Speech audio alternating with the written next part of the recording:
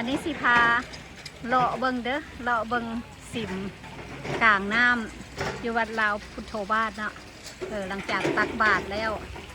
เมื่อนี้ตักบาตรเพิ่นบ่ได้มาหลังจากตักบาตรครบรอบ39 ปีแห่งการสร้างวัดใหม่ของวัดลาวพุทโธวาสเนาะนี่คือเอื้อยของขาน้อยเนาะคำเผ่าเวียนมหาวงศ์นี่มาทำมาทำบุญที่วัดลาวพุทธวาสรถไอแลนด์งานทำบุญครั้งนี้ก็ครบรอบ39 ปีแห่งการสร้างวัดนี่ขึ้นเนาะ สิพาเลาะอ้อมสิมกลางน้ำเพิ่นเนาะใต้วันนี้งามหลายมาแต่ละเทืออยู่แต่บ่ได้ถ่ายรูปมื้อนี้ถือโอกาสถ่ายรูปให้พี่น้องเบิ่งถ้ามักก็ช่วยกดไลค์กดแชร์กด Subscribe ให้เลยเด้อ YouTube ใหม่ YouTuber ใหม่นี่คือด้านหลังสิมเนาะพาย่างเข้าไปสิมน้อยนึงสิมกลางน้ำนี่คือสิมกลางน้ำงามหลายสิมกลางน้ำ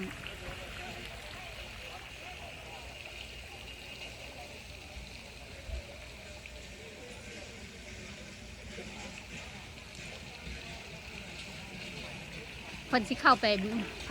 ไหว้บ่เข้ามาครั้งนี้บ่เข้าไปไหว้หน่อยนึงไป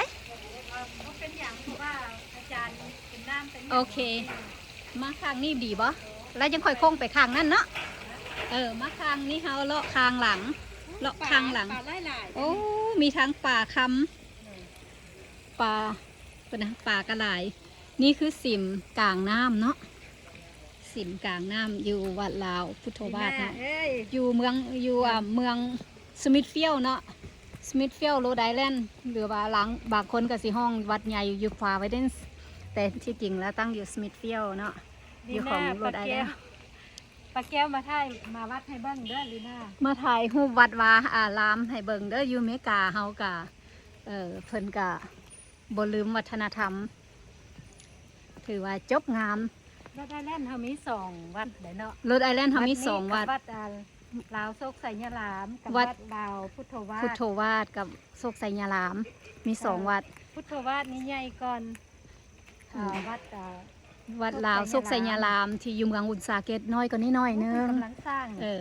ตัวนี้เพิ่นกำลังสร้างสิสร้างพระพุทธรูปใหญ่และอีกคลิปหน้าเฮาสิมาถ่ายเอาตอนเพิ่นสร้างขึ้นเนาะตอนนี้มื้อนี้ก็อากาศ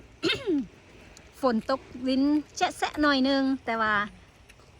บรรยากาศก็ดีเอาบุญน้ำกันเด้อพระพุทธรูปหลายองค์เนี่ยขอโทษขออภัยเป็นวัดแล้วตากแดดตากหมอกหลายเมื่อวานนี่ก็เบิร์ดเดย์โมนักไปหน่อยนึงทั้งเหล้าทั้งเบียร์ก็เลยนอนเด็กแด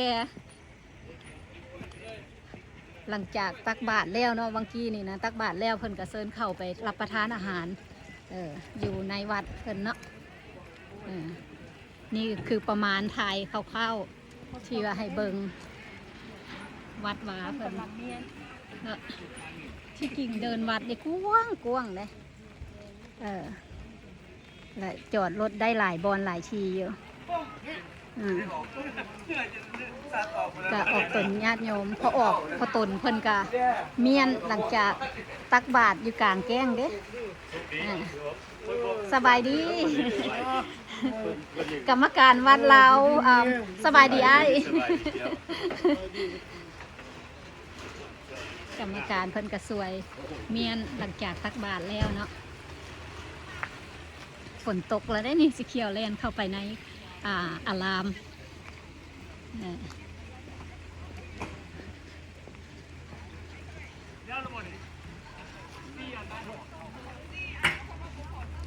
และอันนี้ก็คือเป็นประเพณีเนาะ